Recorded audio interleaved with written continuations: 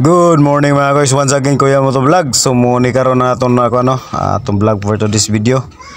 So samtang giagi ko aning dalanan, nakita na ko dari nga nay kural nga natumba, nakaharang sa dalan. So bilang isang clean influencer, road unsafety, so ako ning gilimpyuhan kay para pod nga mapaluwag-luwag ang agianan sa mga tao. So muni ato update ron. So kadya pagpanlimpyo na ako sa kadalanan mga kuys sigon sa makita na ako nga ngayong limpyuhan. So muna ginasulod sa akong ulo nga atong aksyonan diretso para instead nga mag-content na po tayo matabangan. So mugin niya akong advokasya na po yun na makatabangan. So shout out ko sa akong mga kauban sa clean influencer. So amping mo mga kanunay mga idol. Happy Sunday sa inyo.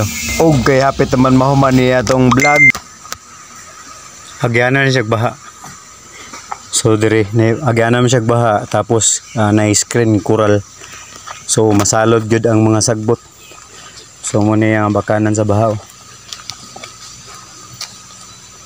So narang agi sa baha. So muna itong update.